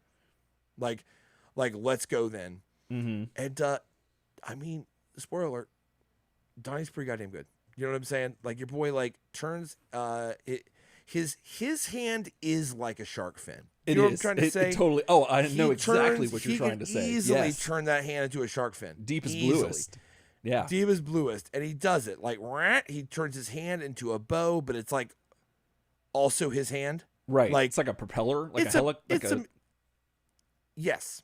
It's like some T-1000 business going on. Yeah. Like, but like plated like Colossus the whole time. Right. He demonstrates not only does he have all this power, not only like when Raph like Leo disarms him, he cuts one of the arms off of the bow. Not only does he demonstrate that doesn't hurt at all and it regrows instantly, but he's got like another, like his other hand can like also be a weapon. And like Mikey tries to sneak up on him. He's like, yeah, you can't sneak up on me because I got like sensors and stuff. Right. And he winds up taking them all on. And at one point, Raph like slashes his arm. He's like, oh, no sweat, Raph. Look, it's only a flesh wound. And like it literally heals his arm like instantly. Yeah. Then he turns his arm into a badass blade, which I think is just cool as hell. It's definitely got that like kind of anime blade thing going on where it's almost like too big for him. Yeah. All he needs is that and a huge key, and he can go to Metricon. You know what I'm saying? And he's running that. So they start going at it, and you kind of leave it on like that last panel of Donnie saying, "What's the matter, Raphael? You chicken?" Yeah. Now he's like, calling maybe him chicken. You're right, Donnie. Maybe we should wait and see. And he's like, "Oh, so like now you don't want to go. Right. And that's when I'm going to hand the comic over to you. Not very far away in the lair. There you go. So Times. So like you said, not very far away, we have Casey Jones thinking to himself as he's walking in the sewers, cloaked in shadow with his, we can't say that anymore because, that's the name of his daughter. Got a whole bag, 2 bags full of groceries, which, I mean, I guess I have to think that April and Casey have a totally different opinion about the sewers than you and I or any of our listeners will ever have an opinion of. The Turtles and their crew, Spider-Man and Batman have a whole different relationship with the sewers than anybody else in all of humanity. Totally. And that's just fascinating to me that you could just bring. See, I would have these in like giant Ziploc bags, because that's just gross. Mm-hmm. So anyway, Casey walking through the sewers, thinking to himself, hoping that the guys have time for a workout because, the basic idea is that he's not been down here for a while, as the Turtles intimated, because he's a family man now. And apparently this is where we find out that he's been working all day at the grocery store. And so normally he doesn't feel like doing anything like a lot of us do after our jobs, because it's like something about that adult life is just like really taxing. You know what I mean? It'll wear you out. It will. So, but he's talking about how much he enjoys watching TV with April and Shadow, and that's cool. But it's neat to see this side of Casey Jones. It shows more of his humanity, and a lot of his that carnal beast is still there, but like it's subsided because it's got other responsibilities and plans to miss. So so he's just walking around just thinking about all this, and this is again subtle. I'm just gonna hype up the comic a little bit because it's the subtleties that make this thing, because these are all in thought bubbles. That's how we know he's thinking, because he'd be crazy if it was the spoken word. He's just like walking through the sewers talking to himself. That'd be wild. So anyway, he's reminiscing and thinking about I talk to myself all the time. I mean, all these things he's saying in word bubble, I'd just be saying out loud. I think. Right, but I think the problem is if you answer yourself. I think if you ask questions and you answer your questions, I think that's the problem. I answer myself a lot. It's basically just a bunch of questions and then I answer myself. And then you answer it. Hey, I've heard it both ways. So, whatever works, dude. Why are you adding me on the podcast? Like, I'm getting added live, read live. Like, we're reading this comic and I'm getting read. Exactly. Like, at the same time. Right. So anyway. You're getting read at the same time. I guess that's because you're chicken, probably. That's what it is. What's brown and white and red all over me? Oh, damn. You know what I'm saying? It's about to be Casey, who's red, white, and blue all over in a second. We'll get to that. But Casey's talking about how he can't remember the last time that he's went out busting heads with or without the guys, or even wanted to, Ryan. So this is obviously a sea change for him. He is just a different man, and it's interesting. Yeah. So he's like, I'm feeling too young to feel this old, and he's a mix of emotions right now. So in the midst of all this, he starts to hear noise, and that noise is music to his ears, Ryan, because it sounds like it's party time, and he dons this awesome mask, which I just love it's so tacky, and I love it. Absolutely. And so he's ready to go. So he puts the groceries down and he's going to go, he's all out of bubble gum, as we say. So he's making his way and he's trying to do this stealth thing, which Casey's never really been about. That's never been his MO. Well, the Turtles are very quick to notice what he's doing because as ninja, that's their MO, stick to the shadows and strike fast and, flee. And that's kind of their whole thing. Well, they notice that's what he's doing because Mikey and Leo, they've been kind of hit up against a wall. They're kind of just taking a break from sparring with Donatello while Raphael and him are going at it. And so they see Casey going through the sewers, and they're like, "Why don't we just play dead? Why don't we just play like we've been knocked out?" And he doesn't notice, and he'll just keep going and let him have some fun with Don. And that's what they do. Yeah. And Casey just eats this up. He's like, yeah, I'm in stealth mode. Yeah. And just going around. And so he gets to, upon seeing them, he finally sees them and he's like, he gasps and he's like, because Casey doesn't know this is Donatello, by the way. So It's causing all this ruckus. So he's like, oh dang, like this is pretty bad if Leo and Mike are out. Well, I got to go help. I got to go do something. And then all of a sudden, bounds into action. And this shot just looks so cool. And he says, "Look alive, Buckethead. Nobody messes up my friends." And yeah, he is. He's about to take Donnie out. Now, this is where we start to see a lot of Donatello having an inner monologue, or dialogue, I should say, with the computer, the operating system, Clippy, if you will. And Clippy's trying to be like, prepare for evasive maneuvers, and because he's witnessing danger, because Casey's an unknown element to this, to the cyborg part of Donatello. But Donnie's telling him to shut up. That don't interfere. Let me handle this. And they start going at it, and oh my gosh, this is rough. Like Casey is just like letting it all out, beating the hell out of him. Yeah. Oh yeah. And how do you pronounce that, Ryan? It's HWOK. Those are K's. Are you ready? Yeah. It's whack. Oh. Like whack. It's like whack, but with that woody, like that. With that woody yeah. sound. Like that. Whack. Like that. Oh that's what that is. Goodness, I knew that there was a reason that Oh my goodness, that's. You hear that? I can count on you. Walk sound. Yeah. Is basically just hockey. Yeah. Yeah. Like when you're watching true. like hot-blooded hockey, when like they're hitting like the puck, it's walk all day basically. Yeah. Oh my goodness.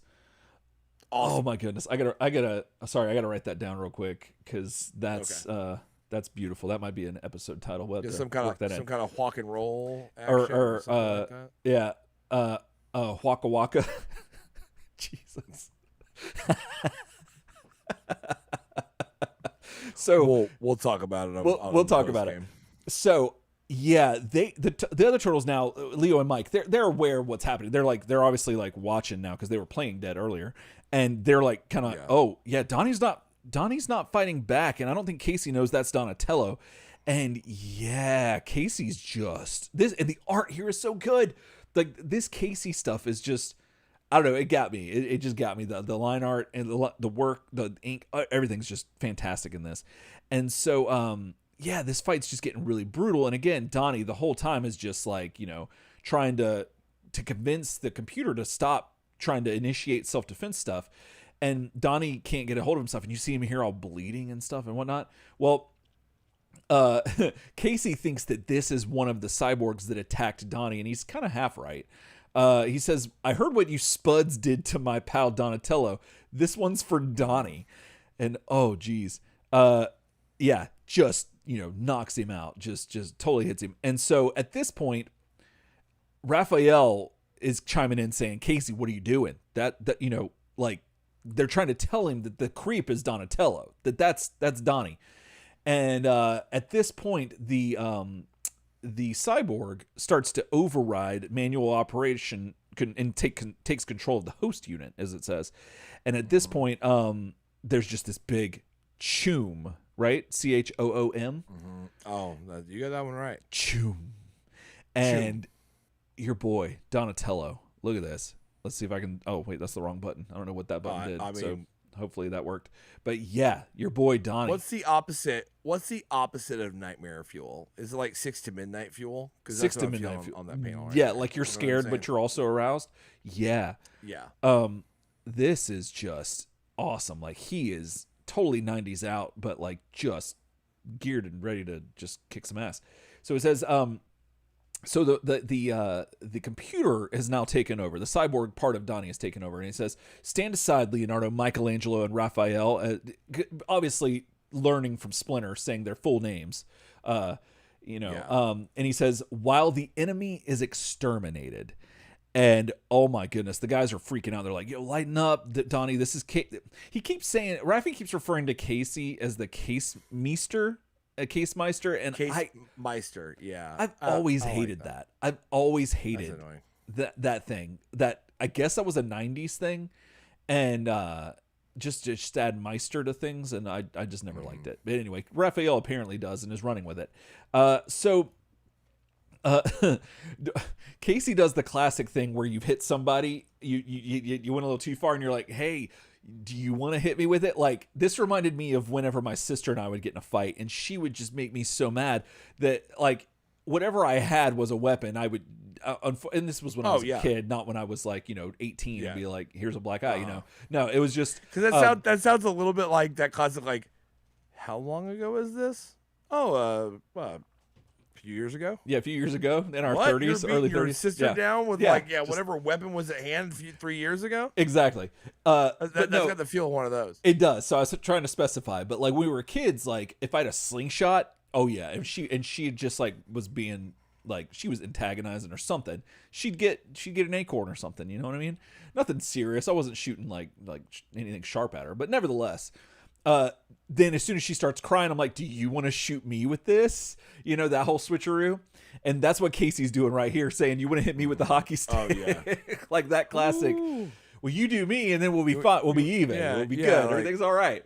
Yeah. Do you want to hit me with that? Because that'll even the odds for us. Yeah, exactly. So, so this is where the Turtles realize that the cyborg's fully taken over, and it says host unit refused to defend itself from attack and so was superseded. Self-preservation is top priority, and control will be relinquished to host when threat has been eliminated. So obviously that means that once Casey's done for. Yeah. Casey's trying to say he ain't a threat anymore, and that's of course a threat would say you're not a threat anymore to make you put your guard down. And so this cyborg's no spring chicken, even though they were calling each other chickens. And you got Casey taking off the mask and trying to show that, hey, it's me, Donnie. Like, I know you're in there somewhere. Like, we're pals, In another continuity, we built a truck. We got a truck running again. You wore a cowboy hat. It was the thing.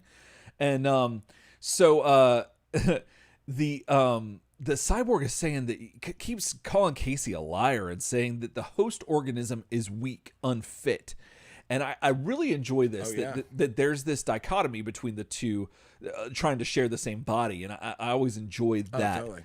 That I think it's great. And so, eventually this gets Donnie to snap out of it. And, he comes back and he's like, it did it to me again. I couldn't do anything to stop it. And that's terrifying in my opinion. Like, that's probably the scariest part. Really play that angle up. I really like it. Yeah. Yeah. And the look on his face is just like sheer, like just horror. And just because like you watching this stuff happen and your body's doing things and you can't stop it. Yeah, no, that's no fun. So, Donnie and the apologies are made. And Donnie's trying to say that he warned the guys that this armor was nuts, but but the thing is that I needed it, kind of like a learning experience. Like it's like I hate that it happened, but I'm glad that it did, so that I know some stuff now. And Casey's like, no sweat, it was my fault. I attacked you, but thanks for not busting me. And he didn't pop his top. So yeah, thank you. And so this is where Leonardo just comes in and says, the winner and still champion. Way to go, Donnie. You kicked its ass. And Donnie's still having all these typical Donnie, like just never sure of anything.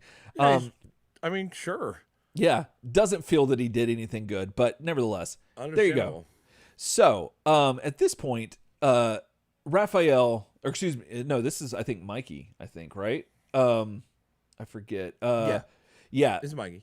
So Mikey is going with Casey to babysit for Casey and April. They're going to babysit. He's going to babysit Shadow. Yeah. And they're talking about the whole thing and how like, goodness, like that was wild fighting with Donnie, but as a cyborg and stuff. But they've got to learn to. He's got to learn to control it, and they end up having this whole conversation as they walk back to Casey and April's where they're living, and we get our first look at Image April, Ryan. And what's your take on this? Yeah. Hwak. You know what I'm saying? Precisely. Yes. She looks so different panel to panel. She does, which is unfortunate. Look, of course she's dressed up for this party we're about to hear about and stuff. Yeah. It's not that I don't like the look all the way. Is that she looks so inconsistent panel to panel. Like, right. I want to jump forward just one page, and we're not even going to focus on what's there. we're just gonna look at the top panel of the next page, okay, and see. Can you do that? See. Yeah, I was getting there. Okay. So in that angle, her face looks actually like that promise of the premise of the more like ethnic April that She does. like image like, or that Mirage started with. It was Right. obvious. Like I mean, I want to say that even, and I might be paraphrasing or whatever, but I want to say like in those like kind of like liner notes that they had for like the early like for like Mirage 2 where she premiered, was the idea that like she was always supposed to be some kind of like Latinx kind of like just like a New York woman, and if it's the Miles Morales thing. Yes. It's the like, oh, like how should we design like this new Spider-Man? Well, what's the most likely boy to be around? Oh, he's a mixture of like African and Spanish. Okay. Yes. Like he's black and Spanish. Yeah. So the idea is she was the same way. She was of a varied ethnic background. So when you see some panels of her, she looks like that. And you're like, I'm loving that look. I'm like, that's perfect. But now let's back up to that page where we meet her. Yeah. And the bottom of that page. Yeah. Like, well, that's like a right whole here different look. It is. Right here she looks like she walked out of Batman the Animated Series. Like, absolutely. Yeah. Nothing wrong with that, really. It's not that I hate the look. Like that looks valid.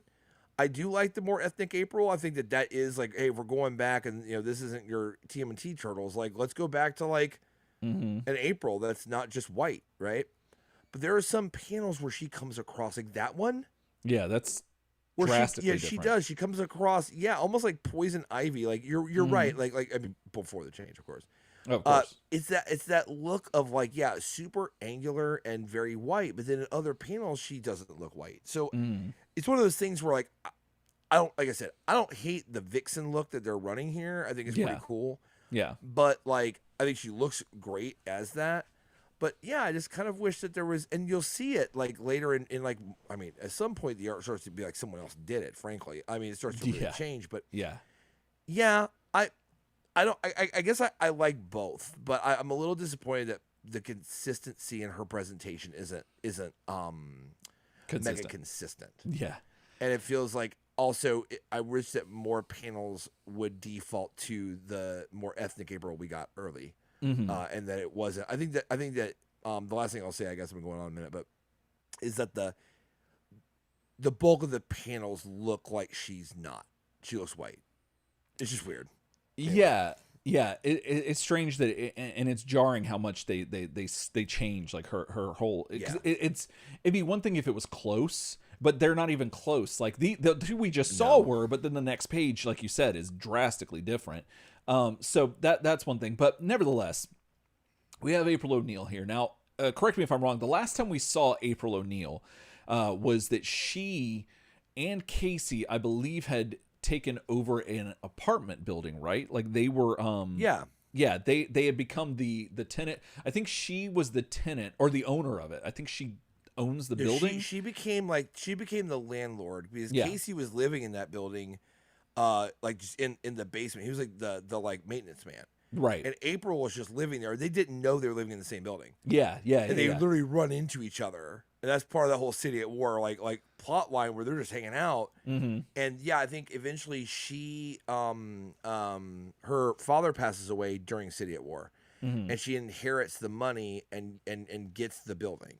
Right. So then it's like you last see them in like a weird like landlord maintenance man like working relationship, but they also have like Shadow at the same time, and you're like, okay, that's where we left that off.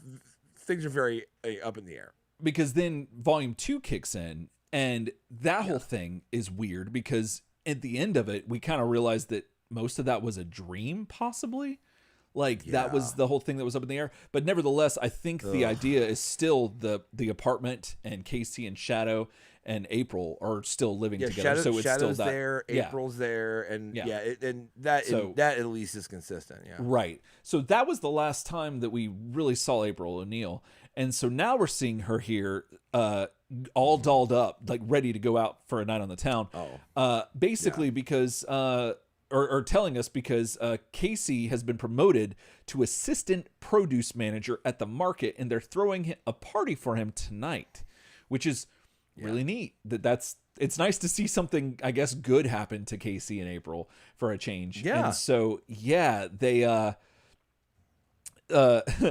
so this is where like they're figuring out like, oh, I guess he didn't tell you that all this other stuff either, or that you're actually babysitting for Shadow tonight as well. Like that's what's going on. So and you got Shadow that just loves Michelangelo, is just like on top of him and stuff. That's one of the things I love about them handling the kids with the turtles, is that a lot of people I ran this by my mom the other day because I like to say things to my mom just to make her like be like, what are you talking about? So we were in Walmart, and it's getting to be around Easter time. So they have a lot of Easter baskets around, and I'm like, and of different characters. So the one in particular that I saw was Bugs Bunny, and there's just a lot of I turn around, there's like an end cap of Bugs Bunny heads, just that you put stuff in. Oh, and I'm like, think about that, Mom. Like if a kid saw that, that's the character I've seen on TV. Well, there's his head disembodied, and I can put stuff in it. Like, kids have no problem understanding that. So why do we think that they have problems understanding like other things, that's even simpler than that? And so why do we think that? Why do we have this assumption that kids can't comprehend things? And she was like laughing about it. It's almost like when you decide to like just ban talking about an entire wide segment of the U.S. population just because you don't want to say a word, a 3-letter word, and then you act like kids can't understand that, but they understand Bugs Bunny heads, and you start saying like, did you think it stopped existing outside that schoolroom? Right. Exactly. Did you think they weren't going to ask why? Have you never learned anything? And so anyway, it's almost like if you were to do that randomly. Exactly. And so that's what I love about this here, is that you're not seeing that Shadow's afraid of Michelangelo, because she has no reason to be. It's sick. Like, she grew up with him, bro, and I love that they advanced her age here too, because you see like that she's like, now she's in that like 4-year-old kind of 5-year-old area, which I'm like a huge fan that she's been advanced up that high, because she was a goo goo gaga baby. I think the last time we saw her, she was so little, and it's so cool. Like, it is. I just like, So, but then there's something else that happens, Ryan. Like that there's another reason Michelangelo happens to be here, and April has brought down the mail for Michelangelo, because apparently they got responses to his latest batch of stories, but unfortunately, all the responses are, "We regret to inform you," and apparently, Michelangelo's been writing different stories and different poems and all kinds of stuff, which is amazing. And it's such a great dimension on him. I love that. I love it so much. And April's saying that she'll send more tomorrow, so don't worry about it. But Poetry Digest just bought 2 of his poems, and he gets so excited, and he like twirls April around, and again here she's just up in the air, like it's wild. Yeah, it's different. I love that. I love that panel of her jumping up in the air and being like really excited for him. See, and I feel like the art inconsistency is like it's like putting a veil over this scene for me, which is annoying, because everything she's doing and saying I love. Mm-hmm, absolutely. What a great way to bring April back after like so long out of the comic. But I wish the art was just a tad more consistent, so that like I felt like she was actually not shape shifting. Kind of like that the Professor X and Mystique meme, where it's like, I want the real April. The real, no, the real April. No, that perfection. Like I feel like that's what I'm waiting for. All right, absolutely. So anyway, they paid him $20 apparently, if I'm not mistaken, and Mikey says keep the money. He wants to be able to help out. Yeah, and I love that. Because think about how much April has been put out by the Turtles, like in every situation. Her pay was getting docked constantly in the 87 series. So let's just say your girl April, in Mirage continuity, because she loses the second time around. Right. Yeah. Because of them in Mirage continuity, She constantly getting her pay docked. You know what I'm saying? In the animated, in the 87 animated series. Right. I gotta say, she might have to go to J.G. Wentworth for that structured settlement, because she should get a ton of money from them. She should. I guess $20 is a good way to start it. You know what I'm saying? That's true. And Casey gets all excited. I love this. This is just so heartwarming. Casey goes, 2 successful business tycoons. That's us, Mikey. High five. Oh, yeah. And yeah, it's very strange, but I love it. I love every bit of it. I like the weird reference to Thurston Howell III. Oh yeah, where is that? The millionaire from Gilligan's Island. Yeah. Oh, that's right. Yeah, that's where that was from. Yeah. Oh my goodness. Yeah, that's. I looked at the name of it again. I was like, Thurston Howell. That sounds so familiar. And it's like, no, it's a billionaire from like Gilligan's Island or whatever. I'm like, okay, that's so good. Well, so Casey and April depart for their party, and Mikey and Shadow are there with Shadow's doll, who's also waving, which is very strange. And, you know, they're like, all right, it's fine. We'll be all right. Don't worry. We're going to have a good time. And so then we get like, you know, Casey or April's kind of giving a backstory to Shadow and like what happened. She says, sorry, Casey, you and Shadow are so close. I sometimes forget that Gabrielle was pregnant before you met and married her. And Casey reaffirms with April that, you know, no, Shadow's just really fast, just before that, because like she makes the whole string is that April makes the remark like, you know, Mike sure loves Shadow as much as if she was his own daughter. There you go. And then Casey says, so do we. And that's when she goes like, damn, that's right. Like Gabrielle was pregnant before. It's like, yeah, like that's not even my kid either. Right. Like, yeah. Yeah, no, you're absolutely right. Yeah. Sorry. So that's no, that's pertinent.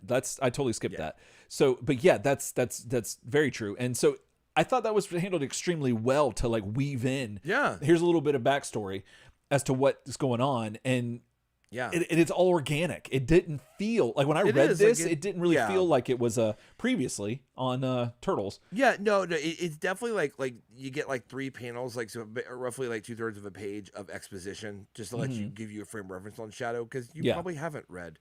You may not have read City at War, like right, like if you're an Image Comics boy, like I'll give TMNT a shot. It's on Image.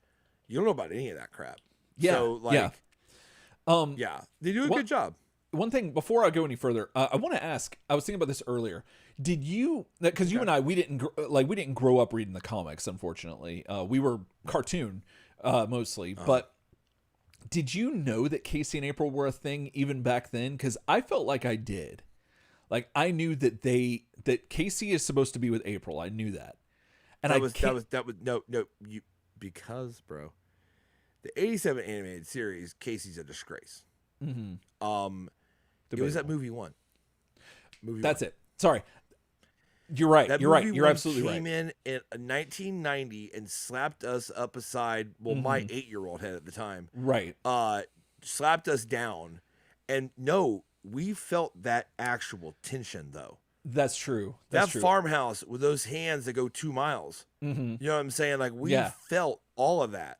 And that's where we got it from. Okay, yeah. For some reason, my brain disconnected that or put the movie at a later time for some reason. And yeah, no, that makes perfect sense. Okay, yeah, never mind then, because that would be definitely where I tied that connected those dots. But I was thinking earlier, I'm like, how did we know? But yeah, because they never connect it in anywhere else, actually. Yeah. Besides Mirage and movie 1. Yeah. Because up in at movie that point, 2, that's not a up to that point, obviously. Right. But like the 87 animated series never did it, and then no other iteration did. Archie didn't do it. Oh, that's right. So, because she had a thing for she was with Chu-Chi. Yeah. All day. Yeah. Absolutely. So okay, well, she's definitely with Casey here in these comics, Ryan. Oh no, definitely. It is great. Without a doubt. And this is and further, and if you had any questions about this, she lets you know that Shadow, as we were talking about earlier, Shadow's the family, and that she knows about her mom is dead, and that but that she considers April. I want to talk about Casey saying Shadow knows that Gabby is with the angels. Right.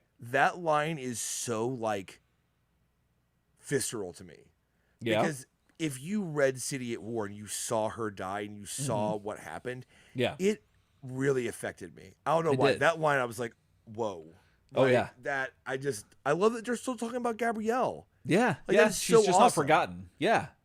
Like she's not named. forgotten. No, it's a functional, it's like a super healthy, like functional, like person who's like still around in their hearts and in their lives through Shadow. I mean, like, I love the hell out of that. I love everything about this conversation and stuff. Me too. And the beautiful it's thing, so rewarding, you know?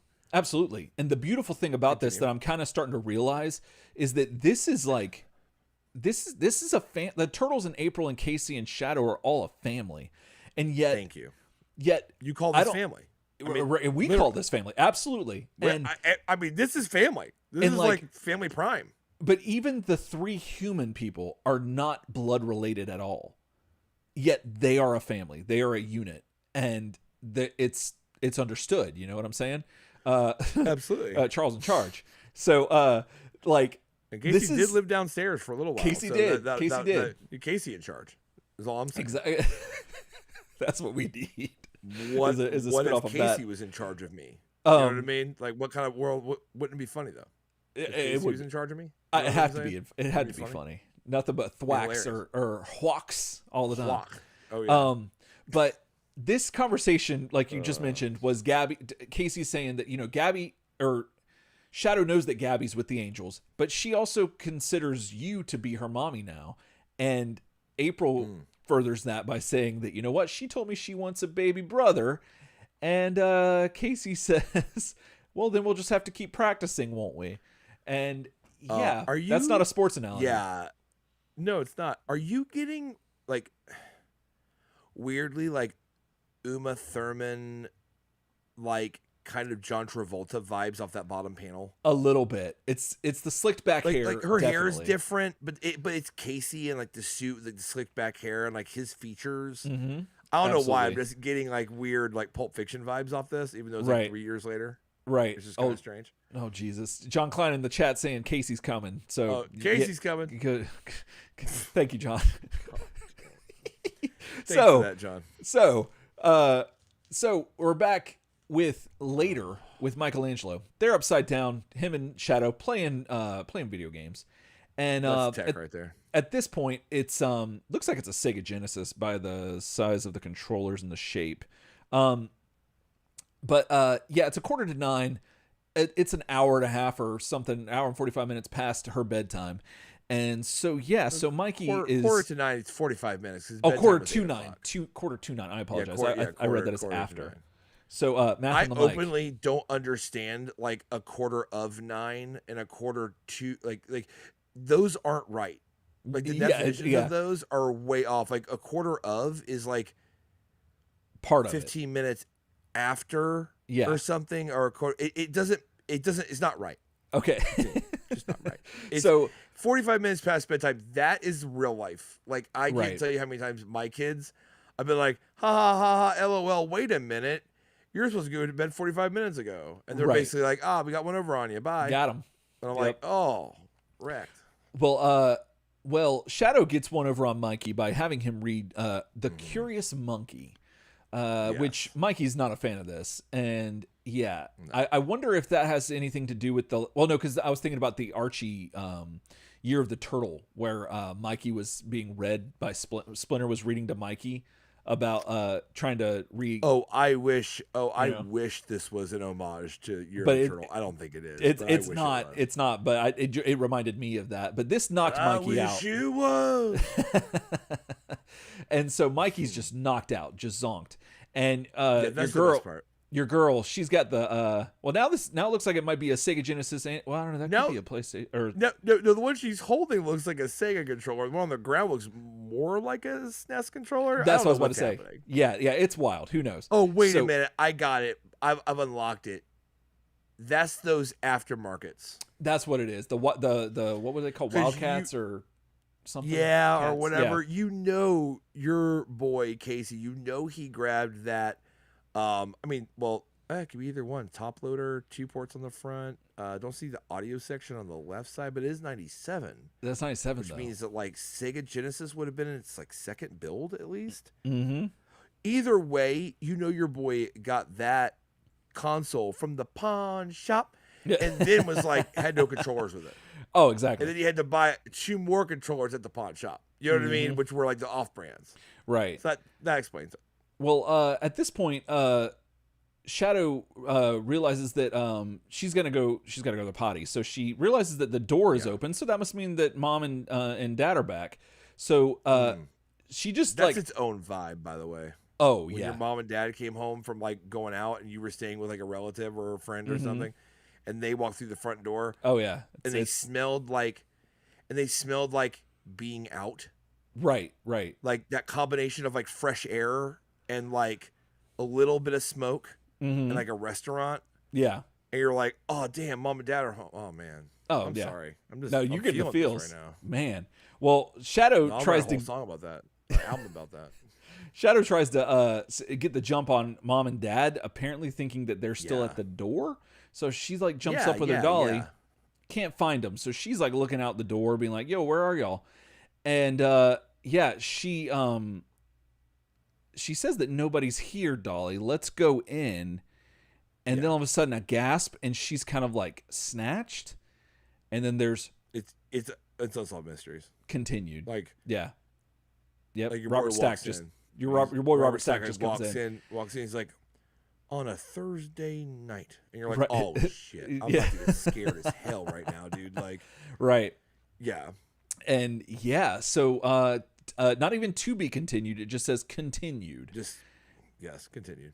And that's where this issue leaves us. So like, I think that this was probably, I don't know, this had a lot more in it than I thought reading it initially. Like after I read it, I was like, okay, this episode's going to be pretty easy and simple. And then it's just a fight and then something happens. But then like getting into it, there's like a lot more here, and I'm really glad that there is, because it's just very hearty, and we needed that after all the stuff that happened with Splinter and Komodo and all that stuff. And so this was really cool. And now we've got a mystery on our hands. Like we've met a new friend, or an older friend has made themselves known again.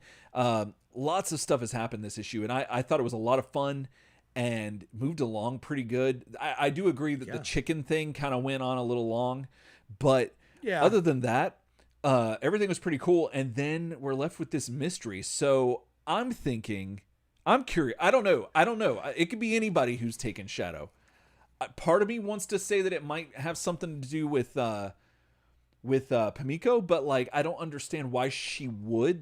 She doesn't really have any ties to this kid. That's in Pamiko's playbook, though, is like Pamiko's like whole MO right now, like her entire driving like force is like to get that like honor duel, like to the death with Splinter. And she openly says during like when things are going down at Komodo's castle, she does say like, I'm doing this to get that fight off with Splinter, and that meant like I betray Komodo. Yeah, it means I help you now, but like I'm gonna get on that Splinter though.